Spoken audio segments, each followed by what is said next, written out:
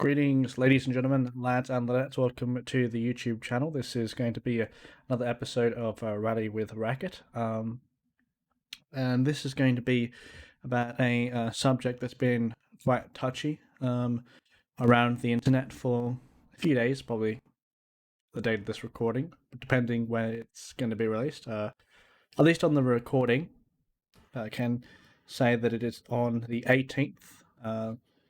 Whether this may be posted on the 18th, whether it be posted in the next month, I don't know. But I just wanted to generally give my opinion on the TSM situation, TSM Holy War, as it has been labeled by Thorin, I believe. So I suppose there are a variety of different angles to approach the situation from. Personally, I don't have a personal, vendetta against TSM, so there is no sort of endemic hate stemming towards that particular organization.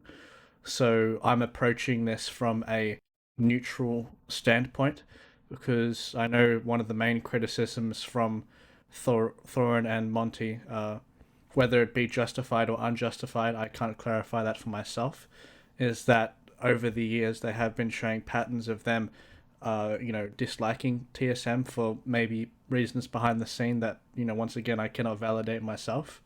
But, with in terms of evaluating performance and team strength, they always are, very honest in that relation by using past examples as, well, especially this splits example of even though with their personal differences between them and TSM, they still thought they should have reached second place, or at least made it past the playoffs of where they ended up being defeated by, I believe, FlyQuest.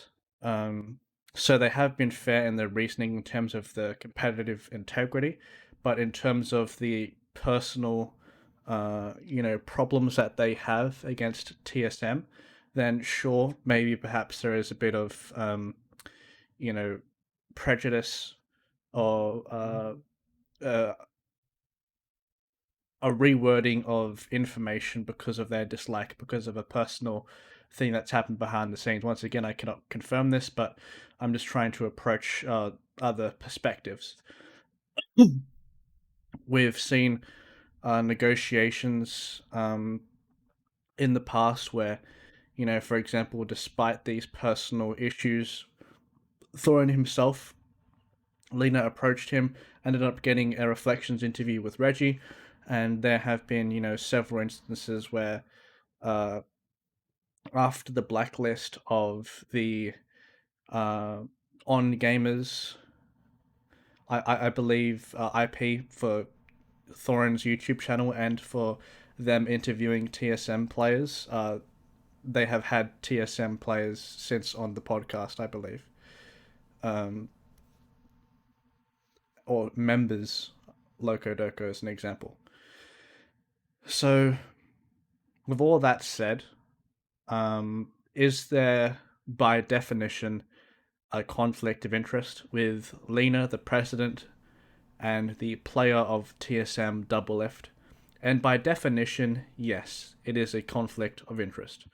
Um, why is it a conflict of interest? Because to put it as basic as I can, they have two different roles within the organization, and when they are within a supposedly intimate relationship, feelings and what is right to do by the business can coincide with each other and perhaps alter the business or maybe like preferential treatment because of how difficult it is to balance it. It's just human for that to happen, and whether that be, what has happened recently, whether that be because of a splurge of information that the player is not supposed to receive, whether that be because of what I mentioned before, preferential treatment. Not exactly that these things, or one of them has been proved, can are happening, but the fact that it exists is a problem, as Monte Cristo and Thorin allude to all the time, which I think is completely fair. Um, the thing that I'm the most confused about is Riot's take on this, actually, where they said themselves that they were investigated the issue, but they wanted the teams to figure out the conflict of interest themselves, which was weird because they didn't deem the Lena and double lift thing to be important enough for them themselves, right, to step in and organize that. So they thought TSM were in their good books. I suppose if it was, there's not really a direct comparison in this situation that we can compare with to see if Riot has any bias towards TSM. But either way, with their investigation, they said everything's in the all clear. Of course, with this recent upbringing of information and clarification, with what we've received in terms of evidence on the case, with Lena leaking out essential details of trades with the Dardoch, even with the Apex Legends team too, within the same room with Doublelift on stream. This, I think, provides evidence uh, that Riot can pursue to attempt to make a change or sort of notify TSM about the rule system, and there are conflict of interest rules within the league, I believe, and I don't think they specifically are refined enough for this situation. If everyone was to have a clear indicator as to what they were, then it would provide a bit more of a better insight, because we do know that they do exist. But if they do exist, then by definition, TSM shouldn't be getting away with what they're doing.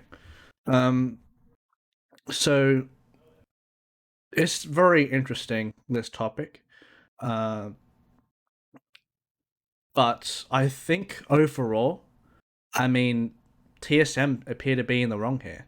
I feel sorry for Dardoch in this situation, mainly because this could effectively change trade patterns. Um, there still probably will be offers for Dardoch, but it does change his inherent value on the trade market.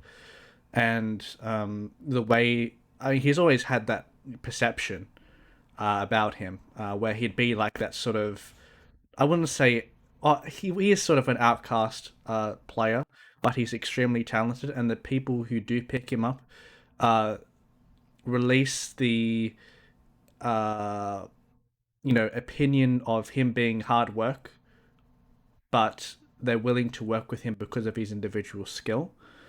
So everyone's had that opinion of him, but the fact that it is presented into a public eye with information that a player shouldn't be hearing, along with the stream. The excuse being that the noise gate wasn't correctly uh, tuned with their new Lenovo PC or whatever. It's pretty weird. It is pretty weird, and all this after the accusation of the conflict of interest too, which was crazy to think. And we even had a situation where Doublelift did ask Lena on one of the Twitch clips that, can you mind, like, are you sure that the stream can't hear you, whatever? And then it happened a day or two after, whatever it was, or a week after. I'm not exactly sure on the date. I think the right thing to do, if I'm in TSM's shoes, is to make sure that Lena has nothing to do with League of Legends whatsoever. Um, they have TSM have said they've made a variety of different statements, including one from Lena herself, one from Reggie, that she isn't directly involved within League of Legends, but in Discord messages and a Reddit thread, she said that she was involved with trades at the same time, which contradicts itself. So it would imply that it is a lie. And she is involved with TSM to some degree. Loco Doco also on the most recent podcast of Summoning Insight has also said that she wasn't the main person that would, make sure that the deal was done, but she was within the process of the dealings that were made. Implying that she was in the League of Legends scene and further proving that it is technically a conflict of interest because she does have a player under her. Uh, so it is a bit of a mix, you know, world that we're looking at right now. I'm not going to come with a comprehensive professional answer because at the end of the day, there are better people in the industry that know a lot more than I do about this particular subject. And I'm only someone who has been within esports or only active within esports for about a year and a half or two.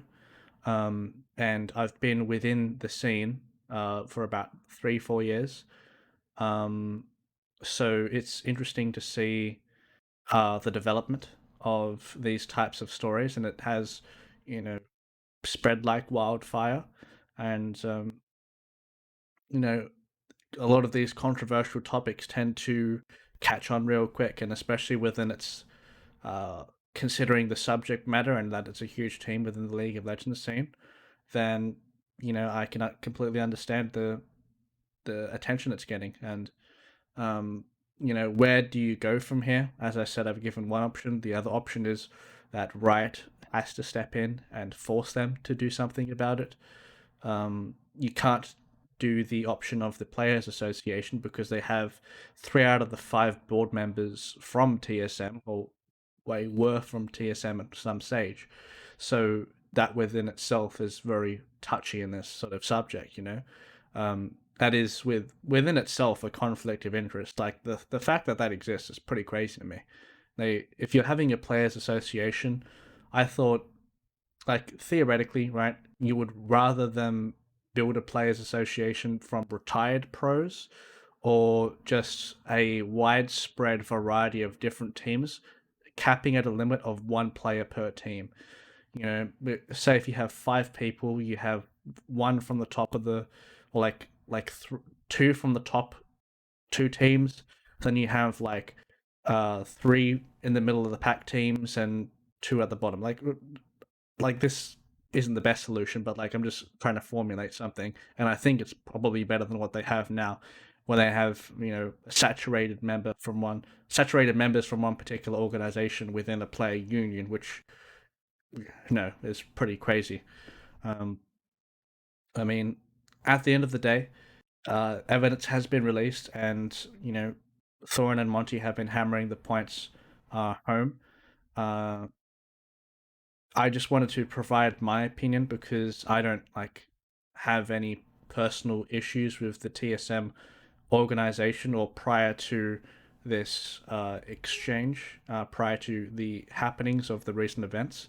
So I tried to come to this conclusion with a level head, and I think it's pretty much undisputable um, that what they are doing is a conflict of interest, and it needs to be arranged ASAP because, especially with how Riot have been within their own league, they've actually been pretty aggressive when considering different rules and stipulations they've placed themselves.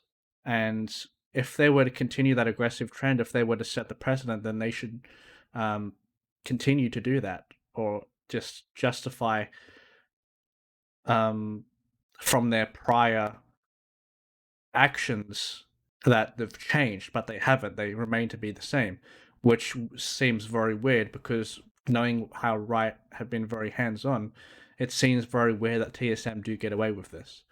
Um, so yeah, I mean, we'll see what happens in the future. Um,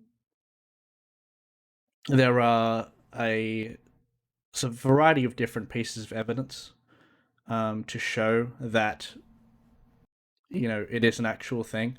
The debate before was that the conflict of interest, uh, the potential of it existing, is within itself going to be an argument, which I totally agree with. But when evidence presents itself, that's when it becomes an issue. Which in this story, within this TSM saga, it did. Um, so yeah, I mean, what a weird tale this has all been. I feel sorry for Double Lift. I feel sorry for Dardoch because these people are being affected from this. Double Lift himself, even as I said, referred to in a Twitch clip to say to not do this personal information, or I don't remember quote from quote, but like something about are you saying like personal information, or like you probably shouldn't be doing that near me or something, like he was aware of this. And Dardoch's placing in the market possibly adjusting because of some uh misplace in management. I mean, it is what it is, and hopefully it is going to be resolved in some sort of manner. At the end of the day, mistakes like this do happen, and I hope TSM confess, because they have been throughout this saga lying a bunch, saying, "Oh, Lena hasn't been invested into League of Legends," which within several different people's from people's mouths, people have been saying, that Lena has been involved with the trades, like to some sort of extent. It's not like she's never touched League of Legends before. So with Reggie saying that, with Lena saying that, I mean, it's a bit far fetched, and we know that that's a lie. Uh, so if they just revert some of these changes and say, actually confess up with an apology, I mean, it isn't going to look good for brands, sponsorships, and stuff like that. But for the integrity of their face, for the integrity of the league, fans, I mean, they need to do something here, and they need to produce a widespread outcome of their own opinions, because they say things that contradict themselves between different sets of mouths. And if they can come up with a widespread solution, then things will be a lot more easier to analyze. And I think, you know, this will be addressed very, very soon, and we'll see how it ends up shaping. But yeah, that's my sort of opinion on the TSM issue. I We'll see what happens, guys. I'm not an expert in the industry or whatever, but I just thought I wanted to give my opinion on this sort of piece, and I think overall, Monty and Thorin do have it right. Sometimes they do look rather aggressive in nature when it comes into the comments, especially more Thorin.